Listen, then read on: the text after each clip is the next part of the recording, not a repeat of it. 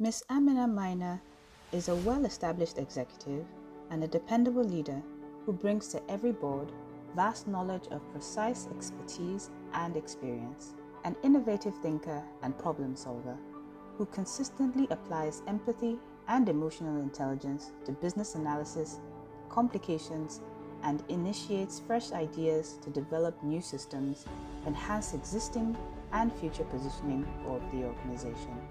She is equally a keenly focused professional with a unique blend of industry transferable skills combined with consistent delivery of global best practice to drive organizational short and long-term strategic imperatives. Her corporate knowledge spans over 20 years in oil and gas sector, covering the entire industry value chain, particularly in the downstream sector, with specific skills in trading, shipping, storage, and retailing. Her wealth of experience is brought to bear in her restructuring and growing the national dominance of MRS Group of companies in 6 African countries and Switzerland.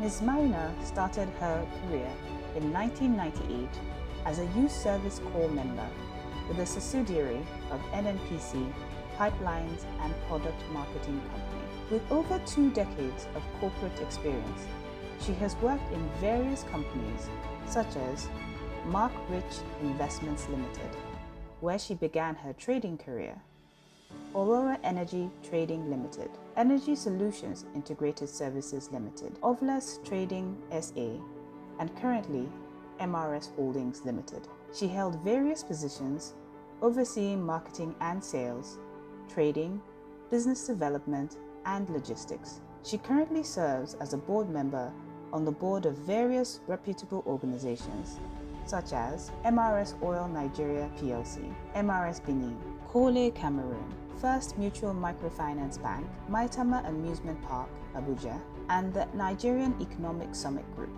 At present, she is the Group Chief Operating Officer for MRS Holdings Limited. Amina is an alumni of the prestigious Harvard Business School, INSEAD, the Business School of the World, Ahmadu Bello University, Zaria, where she obtained a BSc in Business Administration. She has attended various industry trainings in leadership, strategy, operations, financial management, and supply chain at the London Business School, CITAC LLP, London, and the Oxford Princeton College. Likewise, she is a fellow in the Institute of Management Consultants, a member of the Institute of Directors, a member of the Society of Petroleum Engineers, Vice Chairman of the Depot and Petroleum Product Marketers Association of Nigeria, the Vice President, Downstream and Midstream of the Women in Energy Network, and a Fellow of the Energy Institute. Ladies and gentlemen, please welcome Ms. Amina Maina. So I would say that one of the highlights would be when I started working, I did my youth service with PPMC. And after that, I had quite a few options in terms of companies to work for. But in the end, I chose Mark Rich. And I don't think I could have made a better decision, to be honest, because I learned a lot. I had a boss, Michael Prest, who was just somebody who would never take no for an answer. And working under him helped me, it shaped me, gave me the grounding that I need, that I've worked with, that can't do attitude. You cannot just sit down and say that, oh, I can't do this, just didn't exist for us. And no was never an option, or I can't achieve a result was never an option. He used to say to us, everything has a solution. You just need to find the solution. And I think that, I'm forever grateful because that really helped me in life, in everything that I've done. And yeah, I'd say that's one of my highlights working. Integrity, hard work, fairness, equity. I think that in everything that you do, you must stand for something. When people know that when you give your word, irrespective of what happens, you keep your word, it gives people comfort to deal with you. It makes people know that when you say something, they can take it, they can bank it, and the way I work in everything I do in life, generally, my word is my bond. I don't have to put pen to paper when I say something to you or agree something with you. If I tell you I'll do it, I would definitely do it. So I think I would say that my core values, first of all, is, fairness, equity, integrity, and above all, fear of God. Because if you fear God, you will do the right thing at all times. So yeah, those are my values. And those values help to take you wherever, irrespective of which company, which board, whatever you're doing. Those are values that you should live your life by every day. And I think that has really helped me in growing as a person and a professional. So I think that, first of all, as a human being, you cannot say that there are times when you haven't had to do things that don't necessarily agree with your own personal principles or your personal values, right? I have been in those kinds of situations, but at those times, what I ask myself is, am I making the right decision? Because I understand fully well that I'm not always going to be right. And what I may see as being fair to you may not be fair to you. However, if it's a team and people are able to convince me this is the reason why this should be done like this, I would take that. I don't claim to know everything. I can't always be right. I can't always have the final say, so there'll always be times when you would have to compromise, where you would have to bend back. And I think that comes with leadership, because when you're a leader, you must understand that you're dealing with all kinds of people, different backgrounds, different personalities, different principles, and you must be able to accommodate people. Otherwise, you cannot lead. If you always think it has to be my way or nothing, then you can't lead. So I've had those situations lots of times where what I think is fair is not what I end up doing. I have to then put my emotions or my feelings aside and just try to be objective in the decision that I'm making. So yeah, there are times that happens. But what is important for me is that at the end of the day, when I make those decisions, I make the decisions and I own them. I take responsibility for those decisions. And I do it knowing that, okay, I've done this in clear conscience and I can go to bed with my eyes closed that night. That's, for me, what's important. So I think, first of all, I guess this generation are lucky. They have a lot of options in terms of what choices they have to make. Unfortunately for us, I guess growing up, I don't think that going to say that you wanted to do makeup was really an option. Everybody's parents wanted them to be lawyers or doctors or, something. So it was a different time. However, I studied business administration, and when I finished university, I went to Ahmadu Bello University Zaria, and I graduated with my BSc in business administration and got to do my youth service in PPMC. Naturally, when the youth service year was ending, everyone was like, oh, what next? What next? And I had the option to either stay back in NNPC or go on to do something else. But I found it really interesting while I was serving there, the dynamic nature of the industry. I was lucky to have worked under the general manager commercial at the time, may so rest in peace, alleged CD, but I got to learn a lot about the industry. And I just felt this is the place that I want to be in, because every day that you wake up, there's a new challenge. You can never, it doesn't matter how long you spend in the industry, you can never claim to know it all. There's always the new challenge, there's the new regulation, they're just new things. And for me, that was something that I loved, the fact that I woke up to a new challenge every day, but it was also a platform to reach out to people, because you deal with all kinds of people. You're not only dealing with people who work in the offices, right? You deal with tanker drivers, you deal with their motorboys, you deal with women who are just food hawking because they're around where you work. So I decided, well, this is where I would like to be. I think this is a good place for me to be in and just be challenged every day. I would say, you know, as the Chinese say, we're living in interesting times. At this point in time for the industry, there's a lot happening. We're going through a lot of transformation, a lot of firsts for the industry in Nigeria. You know, with the passage of the Petroleum Industry Act, we have seen NNPC, that used to be a corporation, transit from, you know, NNPC as a corporation to NNPC Limited, and they're now a limited liability company. We're seeing regulations under the PIA that gives us a lot of opportunities in the industry, whether it's the midstream, whether it's downstream, whether it's upstream.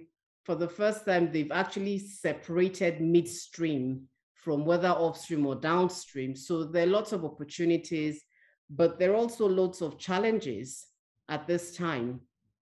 In the upstream, we're hearing of all the security issues, the issues of theft.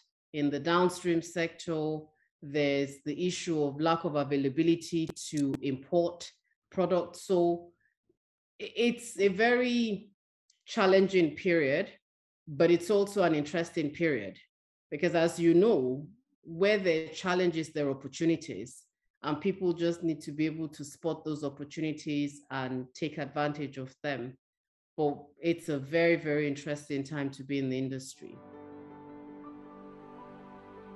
So I think it's a good theme, and it's a good thing that CVL is doing, because most times there are myths, you know, that abound. Oh, women can't do certain jobs, women can't do this, women are like this, women are like that. So having a focus on women who have been able to prove that we don't see those biases, we just do what we need to do irrespective of our gender, I think is very good, not just as a form of celebrating the people who have gone through all of that, but also, and more importantly, to pave way for the younger generation who are coming, to let them understand and know that there are no barriers. These so-called barriers that people put or people talk about don't exist. They're just ways to discourage you. And if you can see other people who have done it, then you can do it also. And having to celebrate women that have achieved so much. I remember talking to you, people like Ms. Olakuri and Engineer Maduka, you know, they're trailblazers. But when you see people like that, then it makes you understand that there are really no barriers. I can be whoever I want to be. I can do whatever I want to do, as long as I don't see those limitations and I don't allow myself to be limited.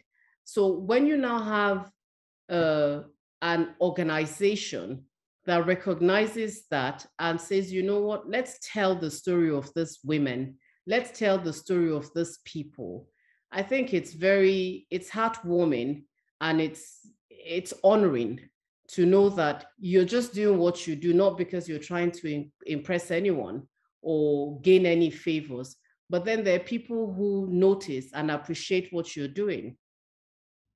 So it's a very good theme. It's a laudable one, and one for which really I thank the CVL and appreciate you guys.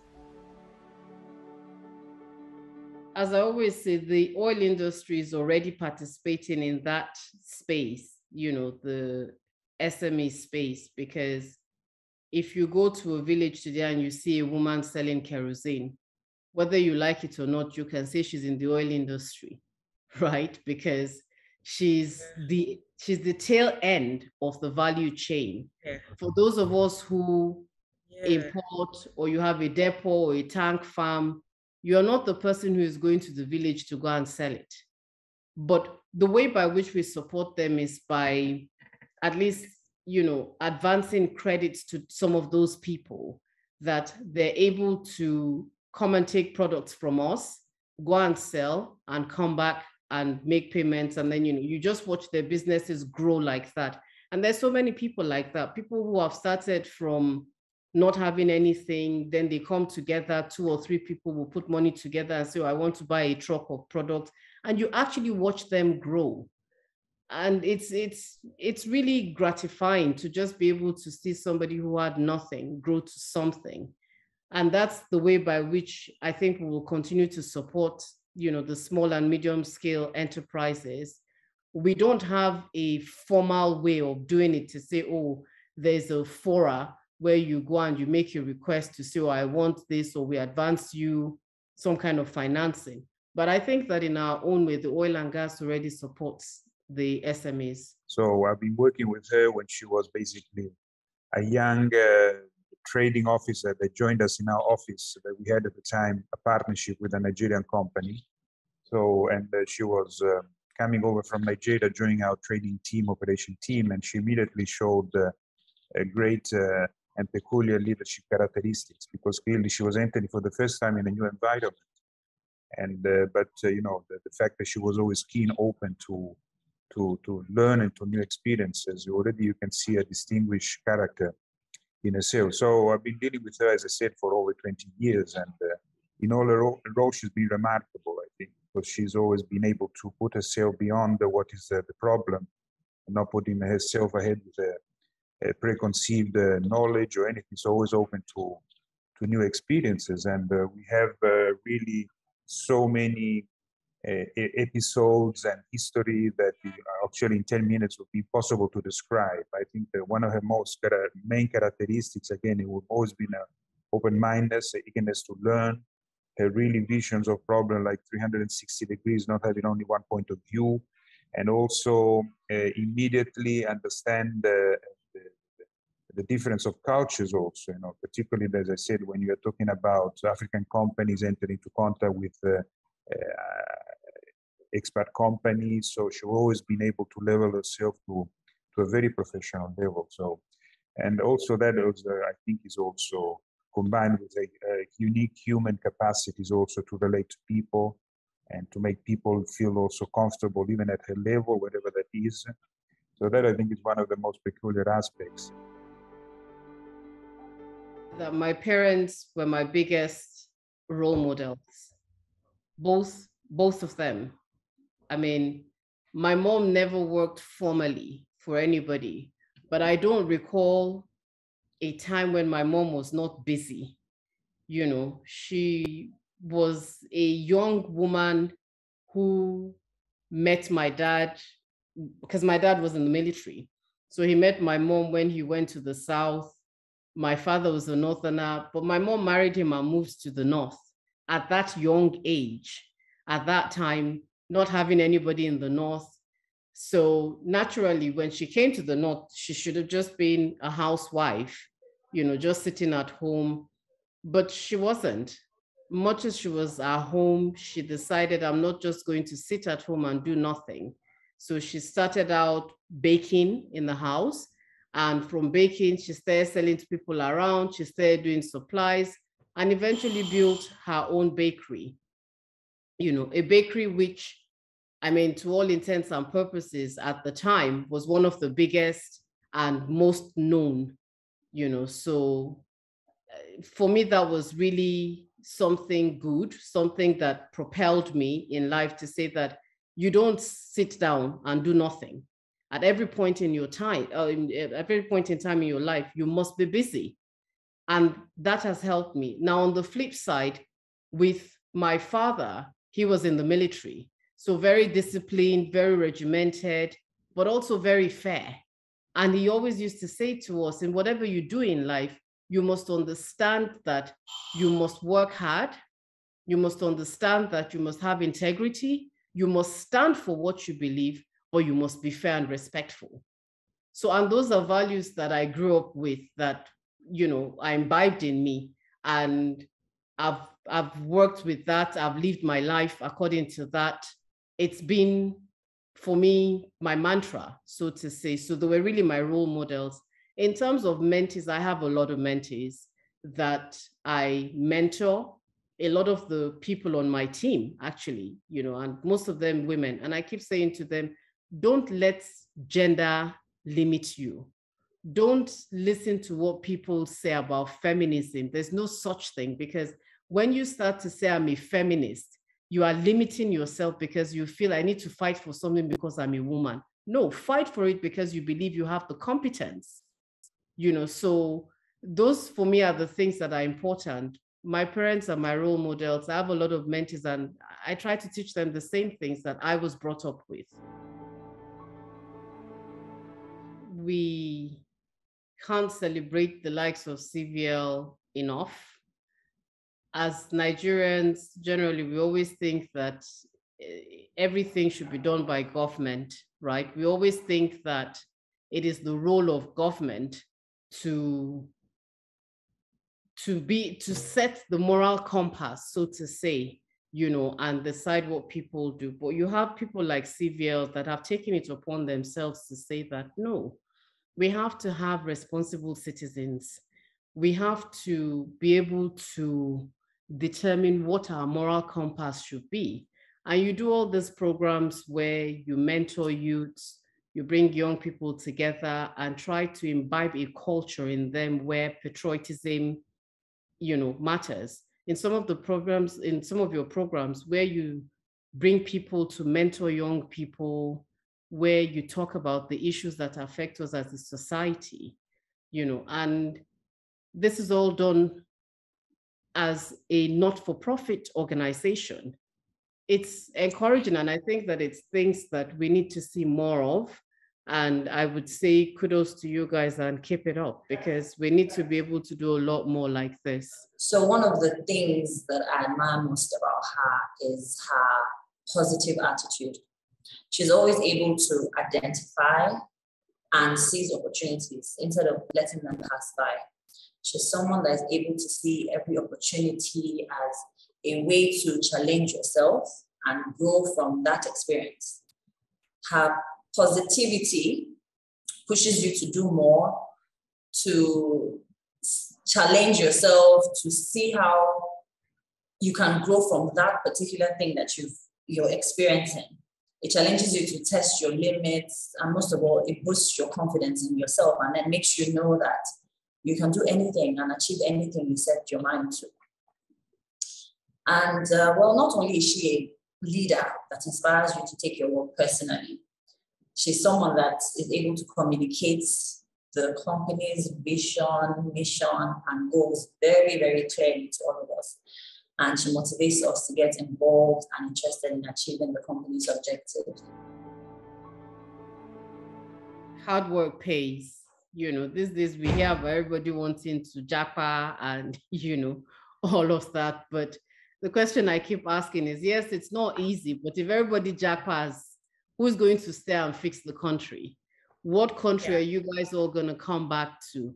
It's tough. It's not easy. Nobody's going to pretend about that.